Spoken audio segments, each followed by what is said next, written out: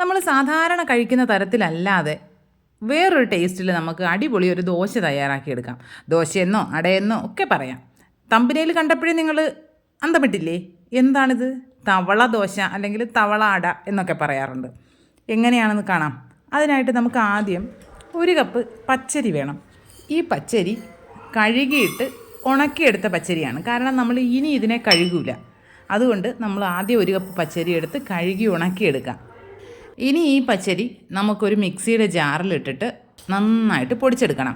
പൊടിക്കുക എന്ന് പറയുമ്പോൾ ഏകദേശം റവയല്ല, റവയേക്കാളും കുറച്ചുകൂടി ചെറിയ തരികളാവണം. മറ്റേ പൊടിയായിട്ടുള്ള റവ കിട്ടുമല്ലോ, ആ ഒരു പരുവത്തിന് നമ്മൾ നല്ലതുപോലെ പൊടിച്ചെടുക്കണം.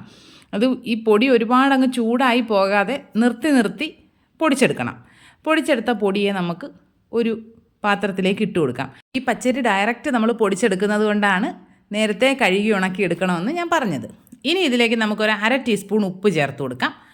പിന്നെ 1 കപ്പ് തൈര് ചേർത്ത് കൊടുക്കാം. ഒരുപാട് പുളിയുള്ള തൈര് വേണ്ട, എന്നാൽ പുളി തീരെ ഇല്ലാത്ത തൈരും യൂസ് ചെയ്യാൻ പാടില്ല. അത്യാവശ്യം പുളിപ്പുള്ള തൈര് വേണം യൂസ് ചെയ്യാനായിട്ട്. തൈര് ചേർത്തിട്ട് നന്നായിട്ട് മിക്സ് ചെയ്തെടുക്കാം. നമുക്ക് ഈ സമയത്ത് ഉപ്പ് ഇത്രയും ചേർത്താൽ മതി. ഇനി നമുക്ക് മിക്സിങ് എല്ലാം കഴിഞ്ഞതിന് ശേഷം ഉപ്പ് വേണമോ എന്ന് നോക്കിയിട്ട് കുറച്ചുകൂടി ചേർത്ത് കൊടുക്കാവുന്നതാണ്. ആദ്യം നമ്മൾ 1 കപ്പ് തൈര് മാത്രം ചേർക്കുക, പിന്നീട് വേണമെന്നുണ്ടെങ്കിൽ ചേർത്ത് കൊടുത്താൽ മതി. ചില പൊടികൾ നന്നായിട്ട് വെള്ളം അബ്സോർബ് ചെയ്യും, അതുകൊണ്ട് നോക്കി ചേർക്കുക. ഇപ്പോൾ നമ്മൾ നന്നായിട്ട് മിക്സ് ചെയ്തിട്ടുണ്ട്. ഇനി നമുക്കിതിനെ അടച്ചൊരു 2 മണിക്കൂർ നേരത്തേക്ക് വെച്ചിരിക്കണം. അതങ്ങനെ തന്നെ ഇരിക്കട്ടെ. നമുക്ക് വേറെ കുറച്ച് പരിപാടികളൂടെ ഉണ്ട്. ഒരു പാത്രത്തിലേക്ക് 1/2 കപ്പ് കടലപ്പരിപ്പ്, 1/4 കപ്പ് ഉഴുന്ന്, 1/4 കപ്പ് തോരപ്പരിപ്പ്, ഇത്രയും നന്നായിട്ട് കഴുകിയെടുക്കുക. ഒരു 2-3 തവണയൊക്കെ വെള്ളം ഒഴിച്ച് നല്ലതുപോലെ കഴുകിയതിന് ശേഷം നമുക്കിതിലേക്ക് കുറച്ച് വെള്ളം ഒഴിച്ചിട്ട് ഇതിനെ ഒന്ന് കുതിർക്കാനായിട്ട് വെക്കണം. കുതിർക്കാനായിട്ട് വെക്കുന്ന സമയത്ത് ഇതിലേക്ക് എരിവിനാവശ്യമായിട്ട് 1-2 വറ്റൽമുളക് ചേർത്ത് കൊടുക്കാം. ഇതിപ്പോൾ നല്ല എരിവുള്ള വറ്റൽമുളകേ, അതുകൊണ്ട് ഞാൻ 2 ചേർക്കുന്നുള്ളൂ. എരിവില്ലാത്തതാണെങ്കിൽ കാശ്മീരി ചില്ലിയൊക്കെയാണ് ഉപയോഗിക്കുന്നതെങ്കിൽ ഒരു 3-4 ഒക്കെ ചേർക്കാവുന്നതാണ്. വെള്ളം നന്നായിട്ട് ഒഴിച്ചിട്ട് ഇതിനെയും ഒരു 2 മണിക്കൂറോളം കുതിർക്കാനായിട്ട് വെക്കണം. 2 മണിക്കൂർ കഴിഞ്ഞിട്ടുണ്ട്. ഇപ്പോൾ നന്നായിട്ട് കുതിർന്ന് കിട്ടിയിട്ടുണ്ട്. ഇനി നമുക്കിതിൽ നിന്ന് വെള്ളം മാറ്റിയിട്ട് വെള്ളം ഇല്ലാതെ അരച്ചെടുക്കാം. ഞാൻ ആദ്യം മിക്സിയുടെ ഈ ഒരു 2ാമത്തെ ജാറുണ്ടല്ലോ, അതാണ് എടുത്തത്. അതിൽ വെച്ച് അരയ്ക്കാമെന്നൊക്കെ ശ്രമിച്ചു, പക്ഷേ നടക്കില്ല, അതിൽ അരയില്ല. നമ്മൾ ചട്നി അരയ്ക്കുന്ന ജാറുണ്ടല്ലോ, അതിൽ വേണം അരച്ചെടുക്കാനായിട്ട്. അരയ്ക്കുക എന്ന് പറയുമ്പോൾ നമ്മൾ സാധാരണ ദോശയ്ക്ക് ഉഴുന്നരയ്ക്കും പോലെ പേസ്റ്റ് പോലെ അരയ്ക്കരുത്. ചെറിയൊരു തരിതരിയോടുകൂടി വേണം അരച്ചെടുക്കാനായിട്ട്.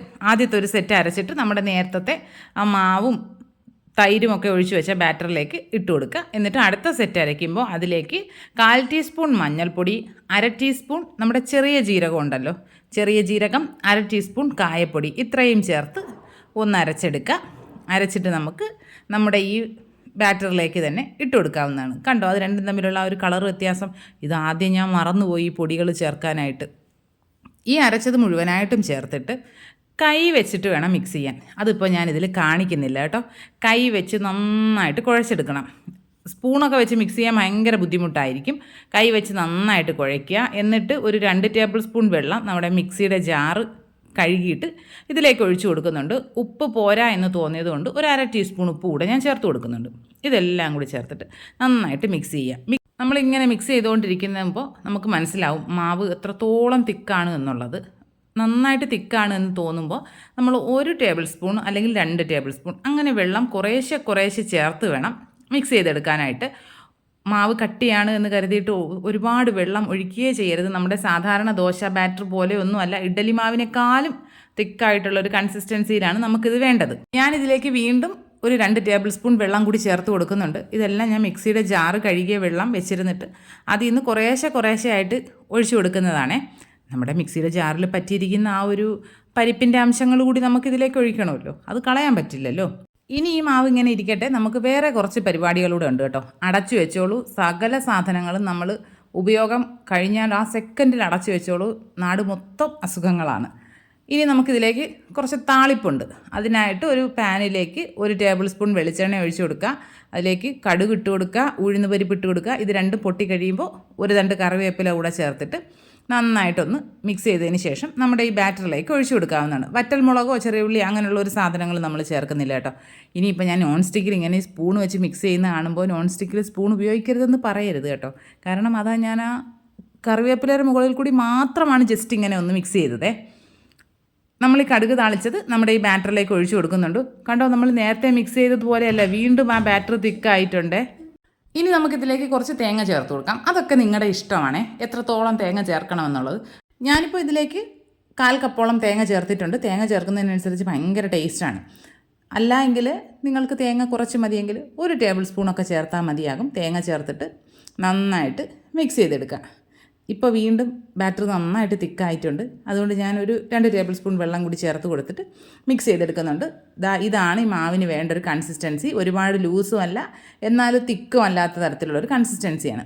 പിന്നെ നമ്മൾ ഈ ദോശ ചുട്ടെടുക്കാൻ പോകുന്നത് ഇതുപോലെയുള്ള ഇരുമ്പിൻ്റെ നമ്മൾ അപ്പം ഉണ്ടാക്കുന്ന ചട്ടി ഉണ്ടല്ലോ, അതിലാണ് ചുട്ടെടുക്കാൻ പോകുന്നത്. അതിലേക്ക് നന്നായിട്ട് ചൂടായതിന് ശേഷം കുറച്ച് വെളിച്ചെണ്ണ ഒന്ന് ഒഴിച്ചു കൊടുക്കുക. ഒരു 1/2 ടീസ്പൂണോ 1 ടീസ്പൂണോ ഒക്കെ വെളിച്ചെണ്ണ ഒഴിക്കുക. നമ്മുടെ ഈ മാവ്, ഒരു തവി മാവ് കോരി ഒഴിച്ചു കൊടുത്തിട്ട് ജസ്റ്റ് ഒന്നിങ്ങനെ ഒന്ന് പരത്തി കൊടുക്കുക. അതിനുശേഷം അടച്ചു വെക്കുക. ചെറിയ തീയിലിട്ടിട്ട് വേണം കുക്ക് ചെയ്തെടുക്കാനായിട്ട്. ഒരു സൈഡ് കുക്കായി കഴിയുമ്പോൾ തിരിച്ചിട്ട് കൊടുക്കുക. തിരിച്ചിട്ടിട്ടും അടച്ചു വയ്ക്കുക. അടച്ചു വെച്ച് ലോ ഫ്ലെയിമിൽ വെച്ചിട്ട് നല്ല മുരുന്നാക്കി എടുക്കണം കേട്ടോ. ഫ്ലെയിം ഒരിക്കലും കൂട്ടി വയ്ക്കാനേ പാടില്ല.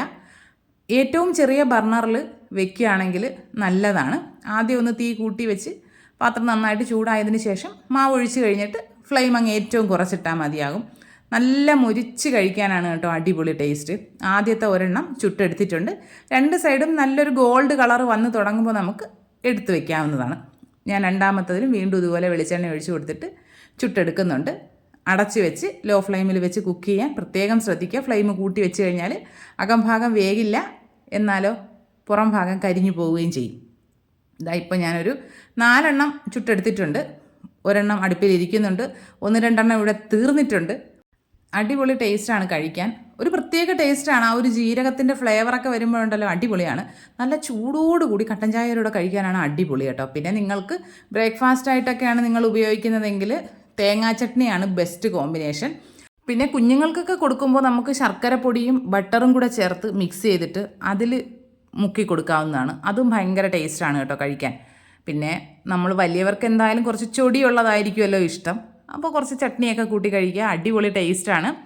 ഇതൊരു തമിഴ്നാടിൻ്റെ വിഭവമാണ് തവള ദോശ. നമ്മുടെ തവളയല്ല കേട്ടോ അവരുടെ തവള. ഇതിൻ്റെ പേര് ഇങ്ങനെ തന്നെയാണ്, തവള ദോശ, തവള അട എന്നൊക്കെ പറയാറുണ്ട്. വീഡിയോ ഇഷ്ടപ്പെട്ട് കഴിഞ്ഞാൽ ലൈക്ക് ചെയ്യുക, കമൻറ്റ് ചെയ്യുക, ഷെയർ ചെയ്യുക, ചാനൽ സബ്സ്ക്രൈബ് ചെയ്യുക. ഇനി നമുക്ക് മറ്റൊരു വീഡിയോ ആയിട്ട് ഉടനെ കാണാം. അതുവരെ ബായ്.